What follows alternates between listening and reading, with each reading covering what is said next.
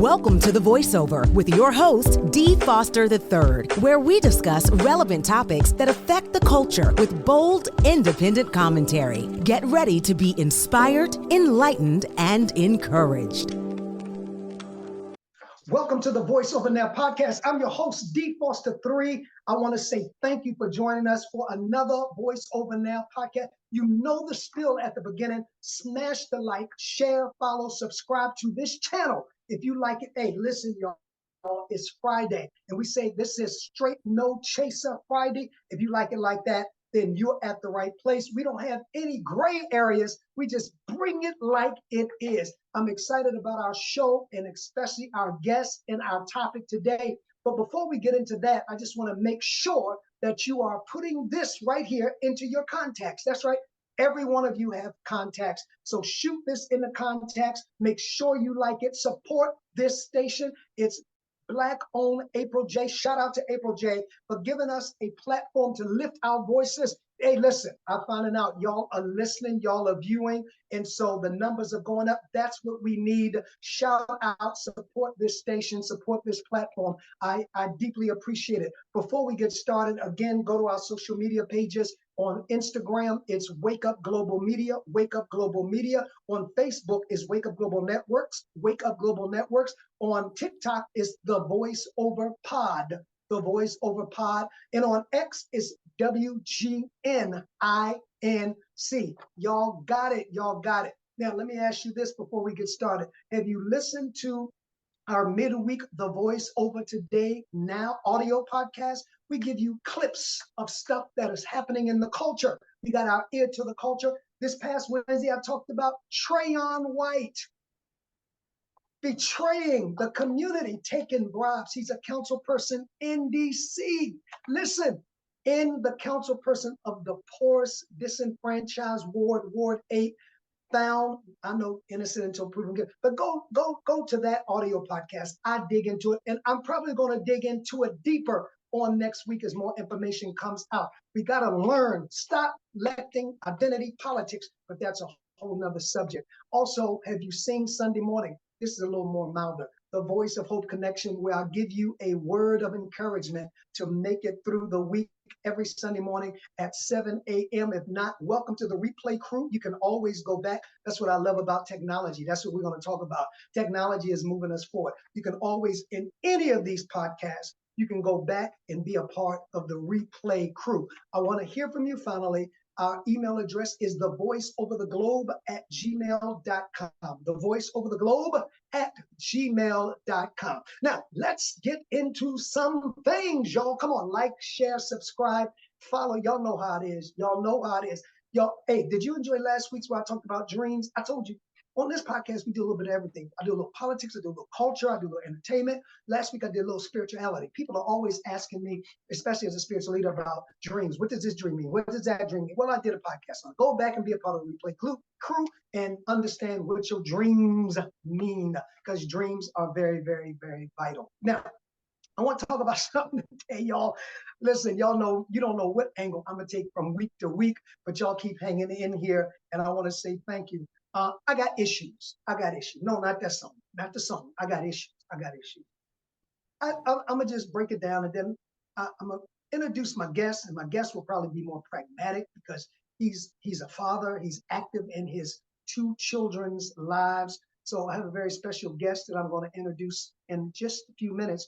But just to be honest, I got issues. What you say, Dee Foster III, that your issue out? You always got issues. Yeah, I always got issues because I don't buy all the crap that they're selling. That's why I always have issues. But I want to read an article to set this up from the Baltimore Banner. And today's title is, it's a twist, Back to the Future. Back, taking us back, but I thought we were supposed to be going to the future. Back to the future. That's what today's title is of this show, or today's discussion. From the Baltimore Banner, it entitles, More Maryland Schools Are Locking Cell Phones. What? Cell phones? Technology? Lock more Maryland? Okay. I'm gonna read a little article, then I'm gonna just set the discussion up. Then I'm gonna bring on our guests. Putting away your cell phone for 6 hours a day turns out to be a wonderful thing. even in the eyes of middle schoolers who were forced to give up their devices, forced to give up their devices that their parents brought, like to share this, subscribe, for an entire school year. Locking up their cell phones, the Hampstead Hill Academy students said, unlock their brains. Okay, all right. Y'all know me. I take a very strong opinion on whatever my opinion is. I don't have a middle ground. I'm not saying I'm always right. I'm just here to give my opinion. That's why I have a very special guest whose opinion may differ. With their cell phones stored in pouches, only an administrator can open. They no longer feel that constant itch to take a peek. They aren't sneaking off to the bathroom to look at texts from friends. They are no longer tethered to them during lunch or recess to check what social media drama is unfolding. It's revolutionary, a seventh grader at an East Baltimore school said. If you don't get good grades, then you can't do anything in life. I'm almost finished. I just want to set this up. I have issues with some of the statements here, but hey, that's their opinion. Across the Baltimore region, more schools are banning smartphones. Banning. I think I did a show about banning TikTok. And what else will they ban next? So I wonder if it's the cell phone, I'm getting ahead of myself, or the restriction to information. Okay, let me take this. Did you like this? Did you share this? Did you follow this? Blusted by groundswells of research showing that devices harm kids. Local education officials are cracking down on policies that until recently had been largely left up to teachers to enforce. Dr. Sandelises also said she's determined. She's the CEO of the school system in Baltimore, the one that's going to hell in a handbag, that school system. She's determined to attack the problem this year by encouraging the use of pouches or mini lockers. That's kind of like when you go into prison or you visit somebody in jail, you put your stuff in a locker and you can't get your stuff out of a locker. So cell phones, and underwriting the cost at the schools that volunteer to try the approach. Now, with all the needs the school have, you're going to take from the budget when they have books that are falling apart and when they have schools that air conditioners don't work, to, in my opinion, buy some cotton picking pouches to store cell phones that are not owned by the school. I told you at the beginning of the show, I have issues. Dr. Sandelises says this is a time when our young people need the adults to be the adults in the room and to say enough is enough. Now, I'll stop reading right there for now. But before I bring on my guest, I want you to understand very clearly where I stand with this. Students are not the only ones distracted by cell phones. I walk in many places of business and I have to get the attention of the person that's supposed to be serving me because they're at the registration desk or many times they're at a stoplight and they are distracted by their cell phones. So I'm wondering, why are we making a big issue in the school? Why not ban them across the board? Say cab drivers or Ubers can't have them. Say receptionists can't have them. Say retail clerks can't have them. My problem is the inconsistency. And you know, I'm always looking behind to see what message is really, really trying to be portrayed. My position would be, don't take the cell phones. That's technology. We are in an informational age. This is a revolution. AI has just come out. I mean, what can you do without a cell phone? You apply for a job online. Most people use their cell phones. You register online. Everything is done with a smartphone. But you tell our kids it's a distraction instead of taking the responsibility to discipline them of how to use them. Well, that's just my opinion. Again, I don't have any kids in school. That's my opinion. I have not given any nieces or nephews a cell phone. So I wanted to invite a very special brother of mine on who I know is involved in his two children's lives. One of his daughter is in the 3rd grade. His son, wow, is in the 12th grade, about to graduate. And I wanted to have him on because we talk offline. He's very opinionated, he's very learned, and he's very astute, and he's down with the culture. This brother is no stranger to my shows, my radio shows, and certainly my life. My brother, Jarrett L. Boyd Sr., welcome to the Voiceover Now podcast, sir. Thank you for having me, bro. Yes, sir, I bro. really appreciate it. I appreciate you coming on.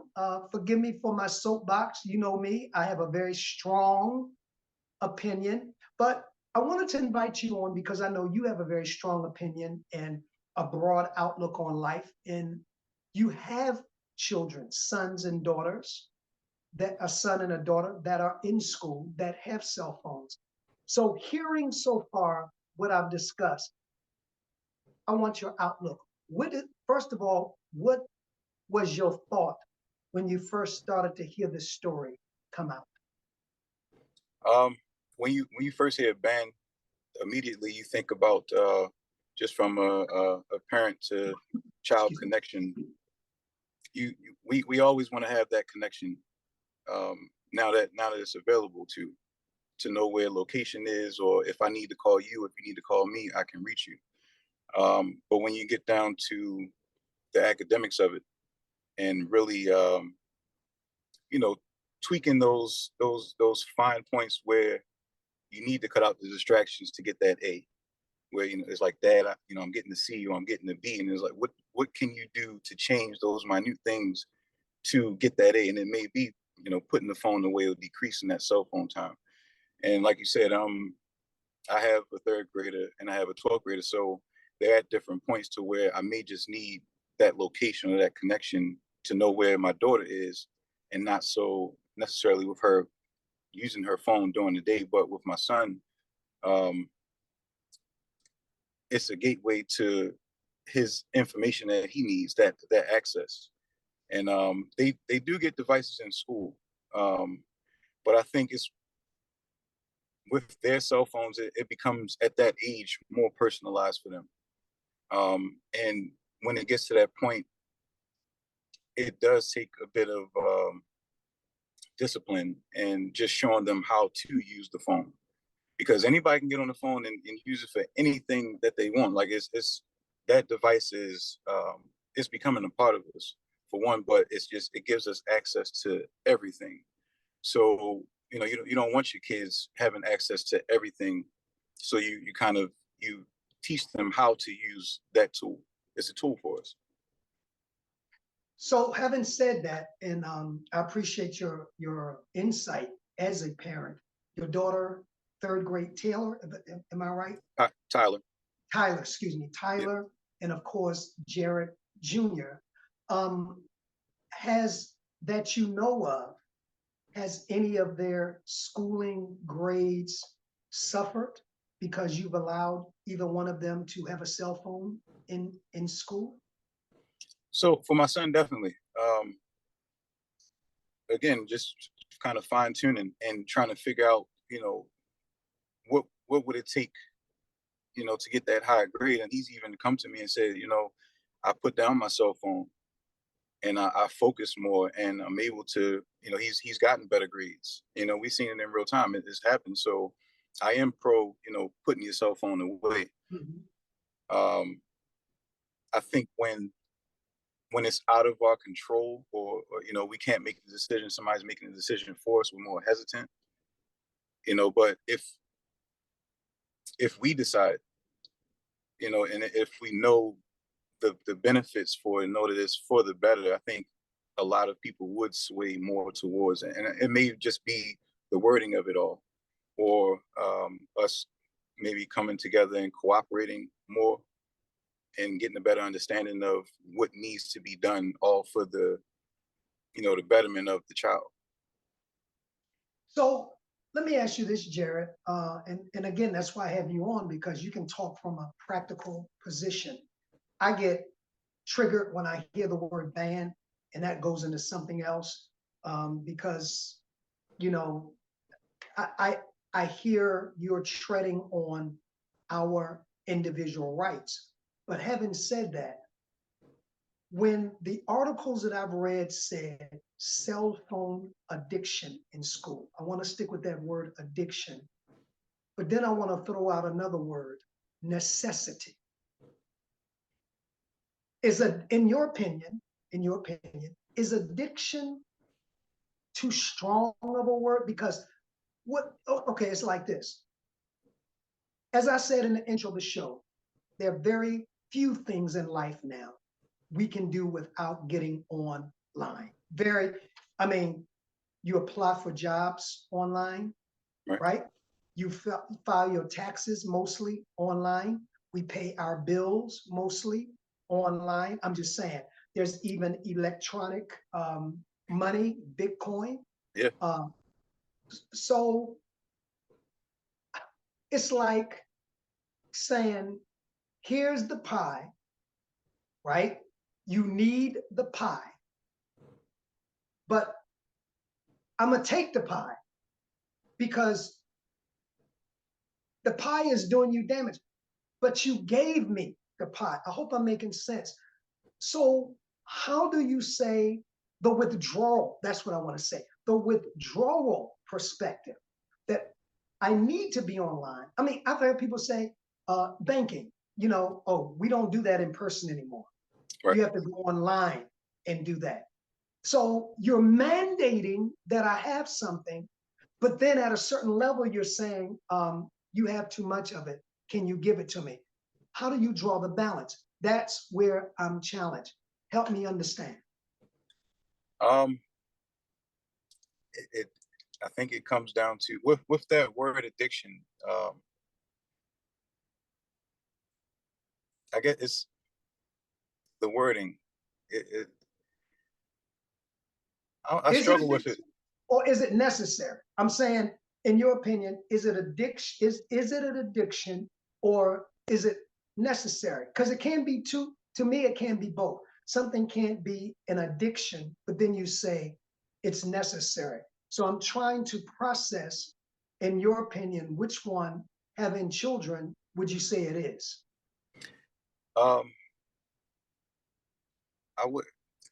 It's because it's such a broad perspective on how many kids are using it and what they're using it for. I think the choice words could have been better,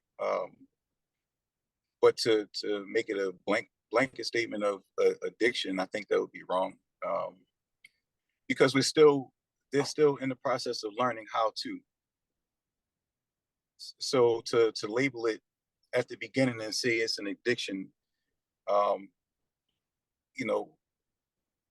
they may like the addiction. They may lean into that addiction, because then you have to, if you say it's an addiction, or the advice, then you would really have to come with a strong stance on how to like cure that addiction or how to fix it. And I don't think that a lot of kids are at that level of mindset where they're committed to just flip the switch off. I think that would be painful. Like you said, online banking. I think it's painful. I think it was painful for a lot of people to not be able to go into the bank and physically, interact with someone. Like, I need to speak to someone. I need to see that my money is going here. I'm giving you my, so to just kind of go cold turkey instead of maybe implementing like smaller things or, and I'm not saying that the school system hasn't maybe reached out but I do think it's just a process. It's a process, but to label it instantly an addiction, going, full blown, I think that would be wrong. Okay, thank you for your input on that and your balance of view. So a lot of parents have been saying they have issues with it, especially in Maryland. Let me read, if I can. I saw something very, Faithful, Baltimore is not having it. If I can find the statement real quick. but this has been getting, and I want your opinion on this, pushback from the perspective of parents saying that the cell phone is necessary to know when their children arrive safely at school and when their children leaving school. But most importantly, they have a comfort in knowing that if something transpires during the middle of the day, their child has access to them. Now, the pushback on the system has been, well, the phones are at the front of the class, and it's a simple 2 or 3 second process of unlocking the phones if there's an emergency. God forbid, but my position is, God forbid, if something tragic happens on the spot and the students or the administration has to scatter, do you see them up there in the midst of tragedy, unlocking everybody's cell phone to make sure that everyone has their proper cell phone, now run for cover? What's your thought on that?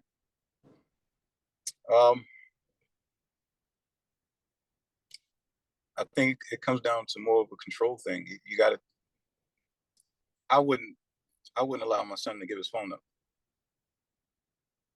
I would only teach him how to put it away. I understand what they're trying to do, and maybe a lot of parents aren't really in tune with their kid to, give them, that direction and saying, hey, when you're in class, put your phone away. Now, is my son doing it all the time? Probably not, but for the most part, that word is in the back of his head. Say, hey, my dad said, and we've seen the results of it. But to have all the kids' phones away, and like you said, an emergency happened, God forbid, I don't think it's practical. Maybe a better routine of, okay, everybody line up, let's go to our lockers, put your phone in. Even that still causes conflict. I'm trying to think. Let me ask you this. As a parent, do you have a level of security because your son and your daughter can reach you at any moment during the day? Does that bring a level of security which may not be there? And I'm not trying to put words in your mouth.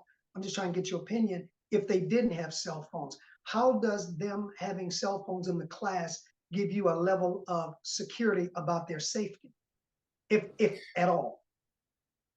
So, and I probably sound as if I'm swaying back and forth, and it's because, like I said, for my daughter, she's in the 3rd grade.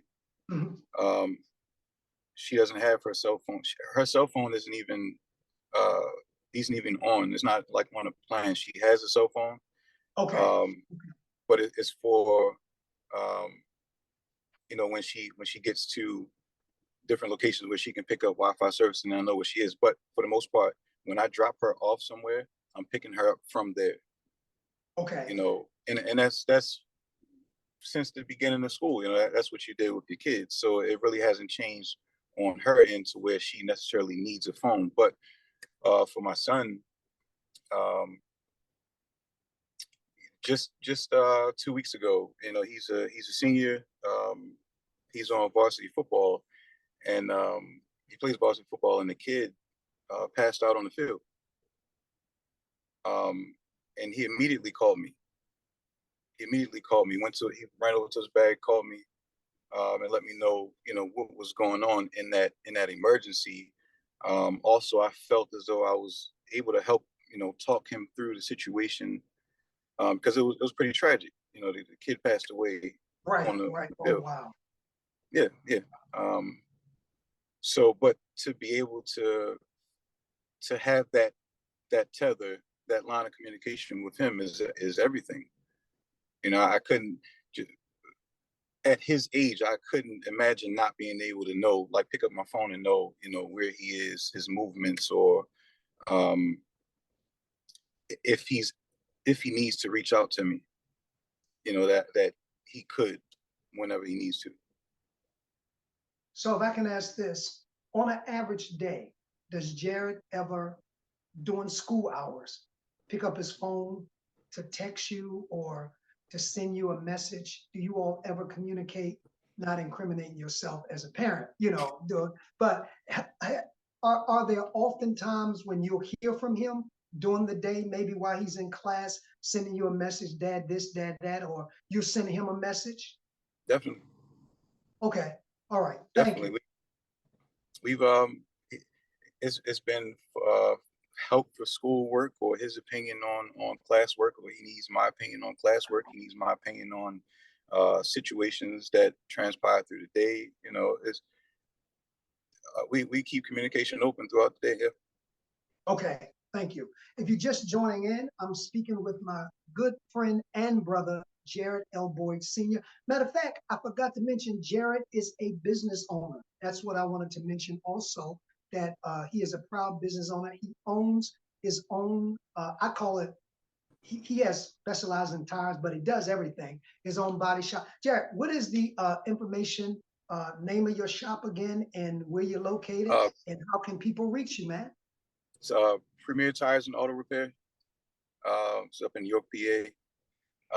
We're on Instagram and Facebook. Premier Tires. I think it's Premier Tires 1 on Instagram. Premier Tires and Auto Repair Facebook. Yep. Good. We good. sell new tires, used tires. Pennsylvania state inspections now. We just implemented. So yeah, we're getting the ball rolling up there. Yes, sir. I'm proud of you, brother. Thank you. I saw you build this from the ground up, and it's super. I'm telling y'all. So if you need some tires, let's learn to support. I know it's a little drive, 30 minutes, but it's a nice, relaxing drive up 83, and he'll have you done no time, and you'll be coming back down. You want to say something, Jared? Oh no, I have people that come from Baltimore to come and see me because they know that the job gets done right. It's hard finding a good, honest mechanic, and we have 3 of them now. So yeah, we get the job done.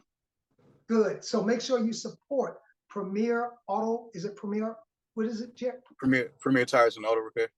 Premier Tires and Auto Repair. I can personally speak that they are excellent and they guarantee their work. If you're just joining in, we're talking about the name of this conversation is Back to the Future, the ban on cell phones in school.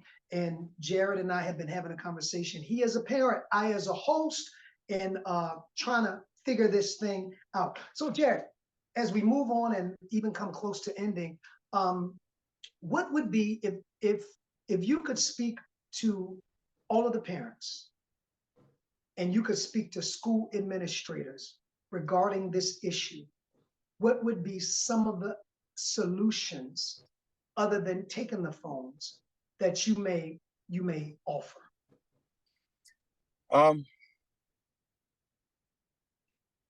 See, I was thinking that putting them in lockers would suffice, but you still go through in case of an emergency, you still have to take your time, unlock it, go back to the locker.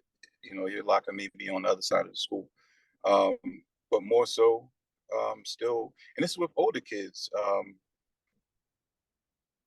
teaching them how, maybe a routine before class starts for the older kids, to kind of break them into that routine, and just simply having the respect of, having the teachers, full attention, the classroom's full attention on the teacher, to, put the phones away and not be on the apps that don't really pertain to what's going on in school.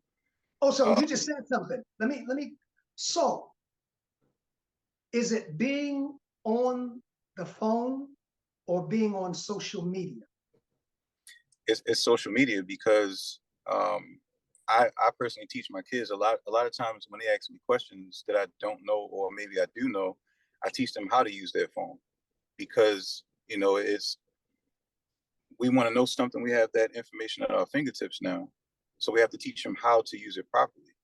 We can't let them be okay with just using it to take pictures or record dances. It's you want to know how big the sun is. Type it in, you'll get your answer. You want to know, you want to explore different cities, like we can do anything. It's at our fingertips. We have to teach them how to use it properly.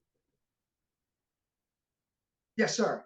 That's that. I appreciate that input because I was trying to get clarity, and I'm trying to, even as a host hearing this, I'm trying to balance this out because I do know that phones are a distraction, but I do know that the government can be quick to tread upon our rights, and that's why I told you earlier that when I hear the word ban, it triggers me because now I'm thinking that you're going to take away something that you have no right to take away. Right. You don't.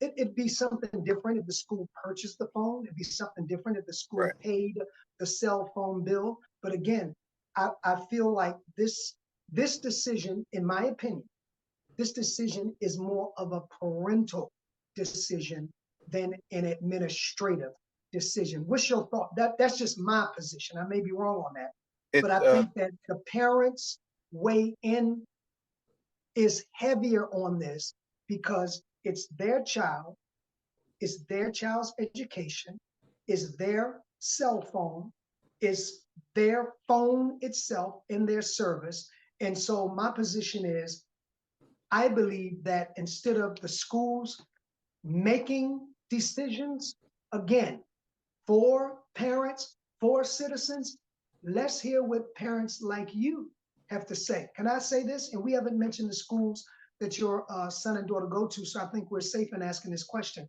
Has their school called a meeting and says, maybe they have, we need all parents to come on a Zoom or to appear on Tuesday night because we need your input concerning how we can manage the issue of cell phone usage during class? Has that happened yet in your schools? No. Right. No. So that feeds into my position that when the parents weigh in, now, if you all weigh in and say absolutely ban them, take them away, case closed with me. Right. But until then, I have issue because I believe, again, governments and systems are stepping in areas that they have no place in at this time. Go ahead. Your thoughts, Jared. I'll say I do take issues with if you did not purchase it, it's not yours. It's I paid for it. But so I'm aligned on with what you're saying, but also we have to be honest. The ones that are taking the time to have the conversation, we're the ones that are concerned. But we got a lot of kids out here who are just they out here, they wilding. And I've seen it, real time. Right. Through the years. And it's been a long road, but it was my decision to make sure that my son, wasn't headed down that path. So, and again, I think I'm treading both sides here, but Understandably, because there's such a gap between your son and your daughter. Understandably. Right, but also with other kids and what they're doing as well, because you have some parents who just completely aren't aware, whether they have a cell phone. When I had my first cell phone, my parents didn't get it. I got my first cell phone, but I also didn't have my first cell phone until I was in 10th grade. But but times are changing though. Times are changing to where, if you can have access to your kid, you should. But ultimately, it is the parents' responsibility and decision to make whether or not the child has the cell phone or not. And I would think you would want to be in the knowing of what the kids are doing on their phones because they're doing a lot. They have access just like we have access. And that should scare a lot of people. It really should to prompt them to want to be involved and go through. I haven't done it with my son these later years because I trust him for one, and for two I feel like he's responsible, and just starting to create that journey of privacy for him and as far as going through his phone and who you're talking to. You know, what are you looking at? But for my daughter, you know, she's on the phone with her friends and all, and like I said, kids they're starting early. Kids are starting early. They have access to everything, so it has to be monitored, especially on the lower grade level. And even I would suggest that more, not so much as a ban or labeling it as addiction, but form some type of routine or skill set at an earlier age so that it doesn't snowball into I can do what I want, that type of attitude. More so a cooperative, like we started this journey, school, government, with teacher, with student, together here, to where we have a greater understanding of what we all would like to accomplish at an early age, so that we're not labeling it as more of those tougher stances as we get later into like school years or the ages and grades. Yes, sir. Wow. I hope y'all heard that. That's from a parent who is very active in both of his son and daughter's life. And I received that as wisdom. That's why we had you on. Jared, as we come to a close, I called this show Back to the Future. And personally, I did that for me because this seems like we're going back in time to take away technology. AI is coming out. AI advancements. When I clicked record, it said, do you want AI to copy the notes and the minutes? I mean, technology is something that we can't get away from. And pretty soon it's going to be in us. It's going to be integrated. Yeah, it's absolutely. So do you feel as though, as a parent, again, and as an active father, that this is a subject that will basically ever be resolved 100%? No. Okay. No, I think there'll always be with the new, there'll always be some backlash. So will we try to take away other technology? Will this become a trend as the world, and this is, I have to be honest, my personal concern, as the world is going to and is advancing in technology, and technology becomes easier to access, will this be the start of a trend, in your opinion, to limit out accessibility to certain information or to certain technology? I think they could try, but there's always resistance, really. And it was that article from city or county?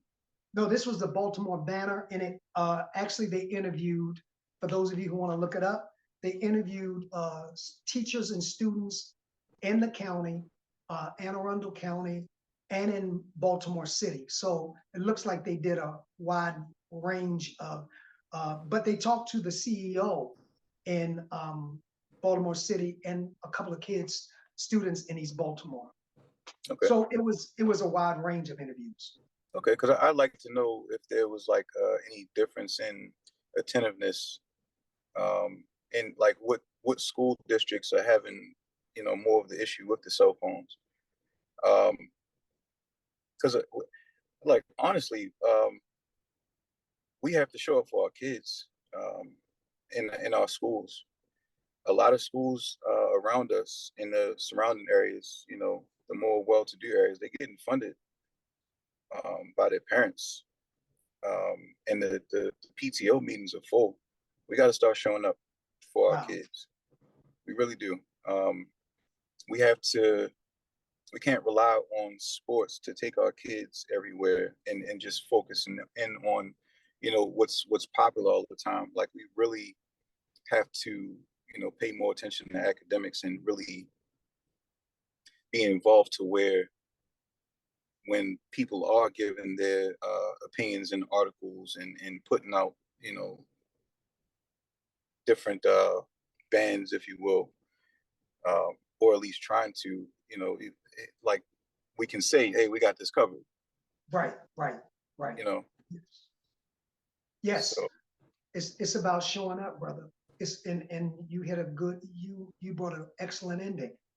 We can't have a voice if we don't show up. And you wouldn't be surprised, but I know school teachers, and they said when they have what PTA or whatever they call them now, it's not unusual for a class out of 25 to have 4 or 5 guardians or parents to show up, which is unacceptable that's to it. me because you would want to know what's going down that's affecting your child, in my opinion. So I'm with you, brother. We got to show up.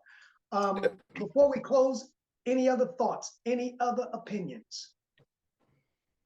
Um, no, no. Just as far as like just what I was saying, just we have to show up for us. We have to just tying in, starting from the beginning. Um, if we care about our community, we have to start it. We have to implement those routines, and those like guidelines, and we got to start it at a younger age. We can't catch it when it's too late. We gotta start it young. We gotta care about the education so that we can, have graduates at a higher rate that can go off and get the jobs that can. And like honestly, that's how we get our communities and schools funded. They're the ones that are coming back and funding our schools, our Black schools. Um, they're the ones that are more present. But we have to set them off right. We got to set them off right in order for our community to kind of get back on track or further, from where we are now. We have to, be consistent and present with our kids. Just kind of like setting the tone. Yes, sir. And you can say that because I remember when your son was born and you've been in his life and your daughter's every single step. Matter of fact, I remember when your son was maybe 5 or 6. And oh yeah, y'all, I forgot to tell you, one of the greatest barbers. The only thing about his business, when I had hair, he used to cut it. And I'm talking about excellent, excellent, excellent, excellent. And when you would come and cut my hair weekly, you would have your son with you. Yeah. And you were giving your son instructions. So you can speak this topic with authority. Jared Boyd, I want to say thank you for bringing your expertise to the show, to the topic. We're going to follow this topic. There Thank are you for other having me. topics. Oh, anytime, brother. I'm glad that you could take the time. I know you're very, very busy. School is about to start. So I really appreciate you sharing this moment to come and to hear from a father, a African-American father, and a father, more importantly, that is involved in his daughter and in his son's life. I want y'all go do the replay. He gave out his social media contact, his business, if you need tires, used or new. And I know this brother for years and years and years. He's fair, he's integral, he's honest, and he will work with you. Let's another thing. Let's start supporting our own. Let's start supporting our own. You say, well, I don't support Black people because they don't do a good job. If they don't do a good job, don't support them. I'm not saying support bad business, but if they do a good job, support them and tell other people about their business. And I can And tell you this. I'm sorry. I was going to say it's a lifestyle, not just a trend. Yes, absolutely. Absolutely. It's a lifestyle. Did y'all get that? This brother has so much wisdom. We're going to have him back on in other conversations that we talk of offline. He's very aware, he's very astute, he's very learned, and I'm going to bring his voice on this platform because there are other issues of importance that are affecting our community that I need somebody on the other side to address. Jared, want to say thank you. Best wishes, brother. Continue to grow, continue to expand. We wish your business, your success, your family, nothing but all the best. And again, I want to say thank you for being a part of the Voice Over Net podcast. Thank you for having me, bro. I really appreciate it. Anytime, bro. Thank you for being a part of The Voiceover. Please follow us on all of our social media platforms to stay connected to our upcoming shows and guests. Instagram at The Voiceover Radio. Twitter at DPropheticI. That's the letter D, prophetic, EYE. If this show has enriched you in any way, please share The Voiceover among your circle. Until next time, keep allowing your voice to be heard.